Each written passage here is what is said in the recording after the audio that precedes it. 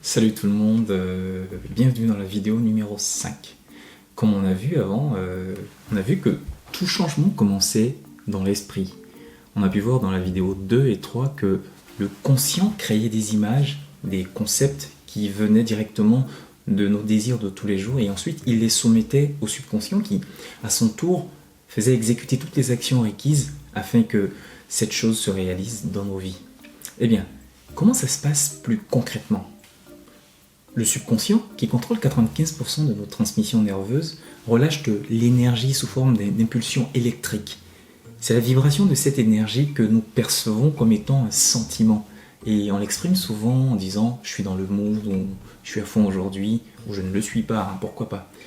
Le sentiment entraîne à son tour des émotions correspondantes à ce qu'il faut pour activer le corps. Ici, on a ce qu'il faut pour passer à l'action adéquate.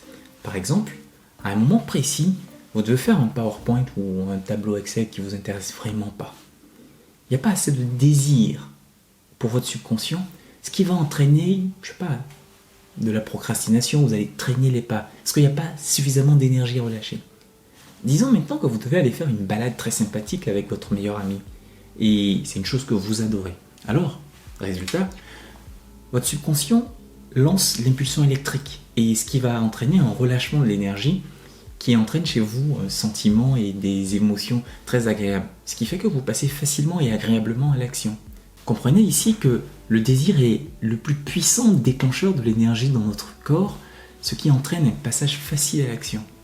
Si vous n'avez pas suffisamment de désir pour une chose, même si la chose est bonne, peu importe, c'est parce que cette chose ou ces choses ne matchent pas avec vos perceptions et ces perceptions sont créées et définies par vos paradigmes, ce qui nous mène à qu'est-ce que c'est qu'un paradigme ? Un paradigme est une représentation du monde qui entraîne une façon particulière de voir ce monde selon les concepts qui composent ce même paradigme. Si vous pensez par exemple qu'il faut avoir des diplômes pour réussir socialement et devenir riche, c'est un paradigme qui est dans votre subconscient. Cela va changer tout votre monde extérieur et la façon dont vous percevez les opportunités. Vous allez vous sentir par exemple illégitime pour faire certaines affaires ou pour entamer certaines candidatures pour avoir un certain poste parce que vous pensez que tout est lié au diplôme. Ainsi, toute votre vie en fait est remplie de paradigmes potentiellement sur tous les sujets de la vie. Une question se pose donc, comment est-ce que ces paradigmes se sont installés dans votre subconscient ? Quand vous arrivez sur Terre étant bébé, vous n'avez pas encore d'esprit conscient, vous n'avez aucune faculté intellectuelle, seul le subconscient est ouvert et est fonctionnel. Vous êtes continuellement entre l'état de sommeil, qui est le delta, l'état delta, ou l'état d'hypnose ou de créativité, qui est l'état theta. Cependant, vous avez quand même des paradigmes par défaut. En fait, ces paradigmes, c'est ceux-là qui font que vous ressemblez à vos géniteurs. On dit que vous êtes génétiquement programmé par les informations de vos parents. Par la suite, vous allez être programmé environnementalement. Je m'explique. Cette programmation environnementale va déterminer la plus grande partie de votre vie, car l'environnement est beaucoup plus important que la génétique. La preuve, prenez 2 bébés jumeaux noirs et nés en Afrique, de parents surdoués et surdiplômés. Vous envoyez un ou l'un d'entre eux au Tibet, chez des moines qui parlent couramment 3 langues, et vous envoyez le second aux États-Unis dans une famille d'Américains peu éduqués qui travaillent à l'usine. Vous constaterez que chaque enfant sera programmé différemment en fonction de l'environnement. L'un a toutes les chances de devenir trilingue et moine, l'autre a toutes les chances de finir à l'usine. Tandis que les mêmes parents, avec le même bagage génétique, restent des surdoués et des personnes surdiplômées. Vous voyez donc à quel point l'environnement peut prendre l'avantage sur la génétique. Revenons à un cas plus classique. Un enfant qui naît dans une famille normale, classique lambda. L'enfant reste dans sa famille et il entend les idées de son entourage. Il voit leur façon d'agir, il perçoit l'expression de leurs pensées et cela se fait jour après jour, répétition après répétition, année après année, jusqu'à ce qu'il ait l'âge de raison, c'est-à-dire aux alentours de 6 ans globalement. L'âge de raison, en fait, c'est le moment où son esprit conscient est suffisamment formé pour refermer la large ouverture de son esprit subconscient. Mais la plupart des choses sont déjà faites. Son esprit subconscient a déjà été programmé. Il est rempli de paradigmes qu'il a entendus et observés des centaines et des centaines de fois. Il va faire ce que son entourage fait, il va penser comme son entourage pense, et on lui apprendra des choses ou on lui a appris des choses comme accepte les choses comme elles sont, ou encore prends la vie comme elle vient, ou celle-là encore je trouve que c'est la meilleure, étudie, aie des diplômes, puis travaille dur pour gagner ta vie. Faux, faux, absolument faux. Ces paradigmes sont faux, mais ils sont déjà implantés. Personne ne devrait jamais accepter les choses comme elles viennent. Vous devez créer les choses que vous voulez voir venir à vous. Vous devez façonner le futur que vous voulez. Et toujours sur le même terrain, notre enfant commence à devenir adulte. Il acquiert beaucoup de diplômes, des connaissances intellectuelles, souvent même hors normes. Cependant, il a déjà été programmé par les paradigmes qu'il a entendus ou qui lui ont été mis quand il était très jeune. D'après vous, quel type de pensée aura-t-il ? Eh bien, des pensées en cohérence avec les paradigmes qu'il a déjà. Et quel type de résultat aura-t-il ? Le même résultat que son environnement. Pourquoi ? Parce qu'il porte les mêmes paradigmes.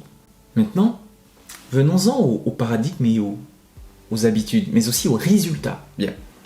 Dans un paradigme subconscient, il y a un ensemble d'habitudes que votre subconscient va exécuter encore et encore, à moins qu'on change ce paradigme, ou on change un des concepts qui est dans ce paradigme.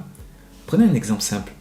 Vous lisez un livre de développement personnel, et dans ce livre de développement personnel, vous voyez tout ce qu'il faut en fait pour changer les mauvais résultats de votre vie et aller dans un sens meilleur. Mais pourquoi est-ce que la grande majorité des gens lisent, mais ne font pas ces choses et ne font pas changer radicalement leur vie ? Sachant que les conseils sont très très bons et très efficaces en plus.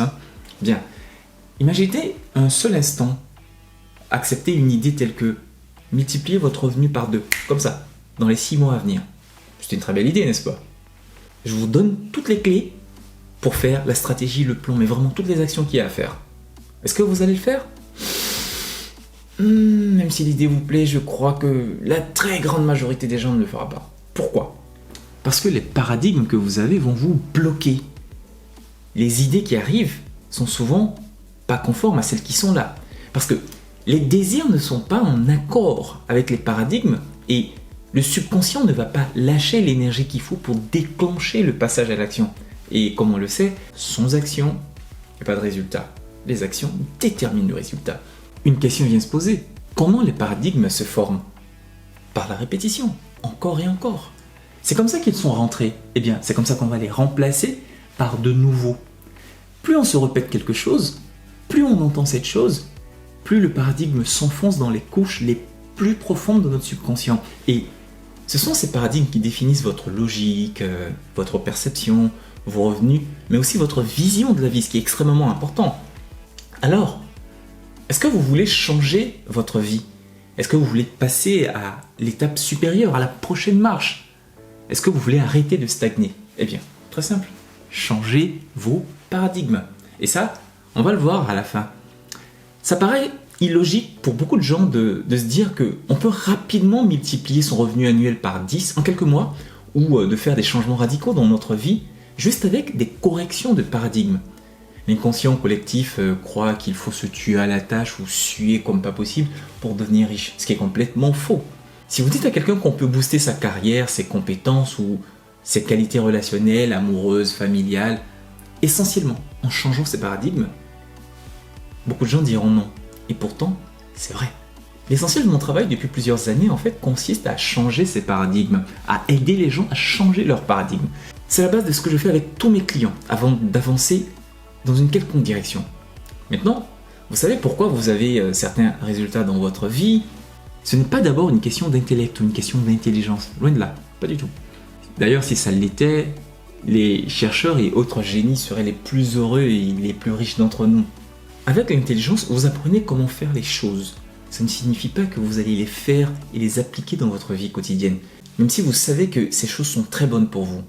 Vous pensez des choses dans votre esprit conscient, mais vous croyez en d'autres choses dans votre esprit subconscient. Demandez par exemple à des fumeurs s'ils savent que fumer est mauvais pour eux et que arrêter serait mieux pour eux. Ils le savent. Pourquoi ils n'arrêtent pas de fumer ? C'est parce qu'ils n'ont pas changé les paradigmes ou le paradigme qui gère leur rapport à la fumée.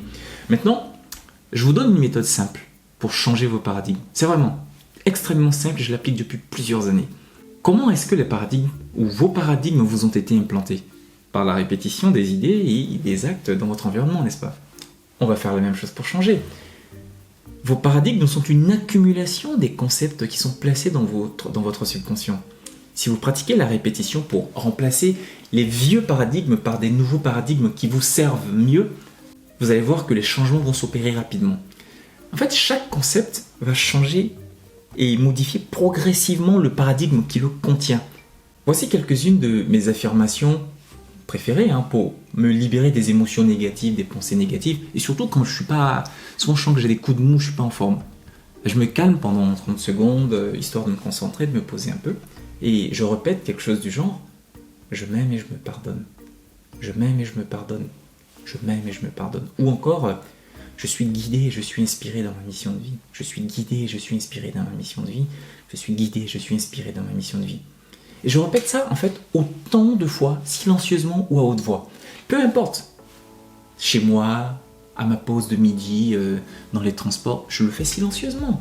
Et au début, d'ailleurs, je me souviens, j'utilisais un petit égreneur pour me rappeler les affirmations et surtout pour pas que je me disperse un peu trop. Et vous pouvez d'ailleurs trouver ces égreneurs, je pense que je vais vous mettre la photo ou les liens dans la description sur Amazon. Mais vous pouvez aussi utiliser un chapelet catholique, musulman, peu importe, ou un collier de perles que vous avez. En fait, ça permet de rester relativement concentré pendant qu'on fait les affirmations. Sinon, après, les idées vont à peu près partout. Et ça vous permet d'être un rappel chaque fois que vous voyez le chapelet que vous devez commencer à affirmer.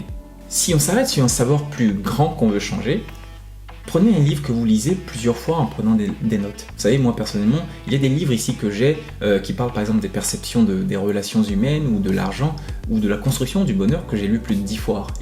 Et je continue encore de les lire. Lire encore, prendre des notes, lire, prendre des notes. Et c'est comme ça qu'on change des choses petit à petit. La grande majorité des gens ne comprennent pas cette loi simple de l'esprit. Mais il n'y a qu'un petit nombre qui le comprend et il y a des gens qui l'ont mis en œuvre, ça marche pour eux mais ils ne savent pas comment. Un exemple, si vos parents ont pris l'habitude de vous dire que vous êtes un champion, vous serez toujours un winner, eh bien, vous allez avoir de très bons résultats dans votre vie, ce qui est sûr, mais vous aurez beaucoup de difficultés à expliquer aux gens comment. Vous allez dire, mais non mais c'est tout à fait normal, je sais pas, vous ne saurez pas, mais ça marche. Ça paraît simple, mais ça ne l'est pas pour tout le monde et les gens ne l'appliquent pas ou le sous-estiment. Maintenant, vous savez tout et c'est à vous de jouer. Bien, je tiens à vous remercier d'avoir pris le temps de regarder cette vidéo et je souhaite aussi que vous la partagiez avec d'autres afin de les aider à mieux comprendre ces choses pour eux et dans leur vie. Et aussi, mettez-moi un like et des questions ou des commentaires en dessous. Je serai ravi d'y répondre et d'interagir avec vous. D'ici la prochaine vidéo, portez-vous bien et ciao.